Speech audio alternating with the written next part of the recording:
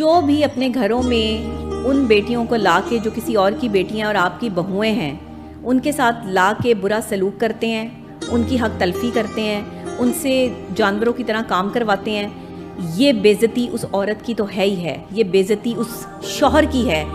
اس شوہر پر بہت بڑی ذمہ داری عائد ہوتی ہے جس کی وہ بیوی ہے، کیونکہ عزت جو ہے نا اپنے گھر میں کروانا جو ہے وہ شوہر کی ذمہ داری ہے، عورت کی ذمہ داری نہیں. عورت تو ان کے کام کر رہی ہے، عورت کو تو سر پہ تو بوجھ ڈال دیا ہے. مرد بھی آتا ہے تو وہ یہ کہتا ہے میرے جو ہے وہ گھر والوں کو دیکھا تھا، میری امی کو دیکھا تھا، میرے ابو کو دیکھا تھا، میری بہن کے لیے تم نے کھانا پکایا نہیں پکایا، میرے جو ہے وہ گھر مہمان آ رہے ہیں، تم نے جو ہے وہ میرے دوست آ رہے ہیں ان کے سامنے تم نے چائے کے ساتھ بسکٹ رکھے کہ نہیں رکھے.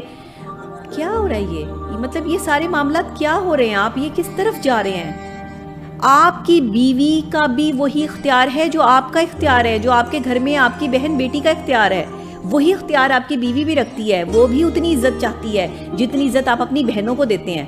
جن بہنوں کے لیے آپ کھانے پکوا رہے ہیں نا، ان بہنوں سے ذرا یہ بھی کہہ دیا کریں کہ بھابھی کا ہاتھ بٹا دیں آ کے. اگر وہ آ کر کچن میں جو ہے وہ بھابھی کا ہاتھ بٹا دیں گی تو کوئی قیامت نہیں برپا ہو جائے گی. لیکن نہیں، ہم کہہ نہیں سکتے.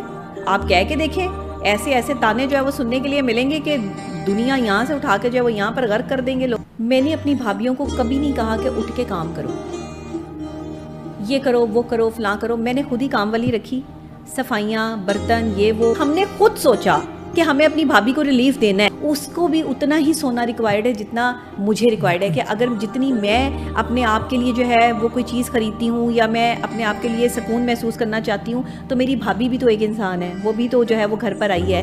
ہم ایسی سوچ کیوں نہیں رکھتے؟ ہم جو اپنے لیے پسند کرتے ہیں وہ اس کے لیے پسند کیوں نہیں کرتے؟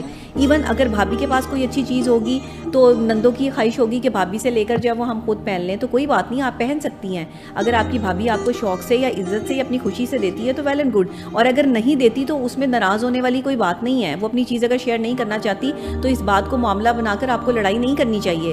زیادہ تر لڑائیاں بہوؤں کو گھر میں مقام نہ ملنا، اس کی سب سے بڑی وجہ وہ بہنیں بھی ہوتی ہیں جو گھر میں بیٹھی ہوتی. نندوں کو چاہیے کہ بھابھی کی عزت کریں اور بھابھی کے ساتھ بہنوں کی طرح رہیں، بھابھی نہ سمجھیں. ہم اپنے گھر میں بھابھیوں کو بھابھی نہیں کہتے، یا تو جو ہے وہ آپ ہی کہتے ہیں یا نام لیتے ہیں. اور بھابھی کہنا بہت اچھی بات ہے، بھابھی آپ کہہ سکتے ہیں، لیکن مجھے جیسی سسرال ملی تھی نا، میں اپنی سسرال کی بھی یہاں پہ تعریف کرنا چاہوں گی، انہوں نے مجھے کبھی بھابھی نہیں بولا، وہ مجھے آپ ہی بولتے تھے سارے. آپ کو دوسرے کو اس کی زندگی جینے کا حق دینا ہوگا.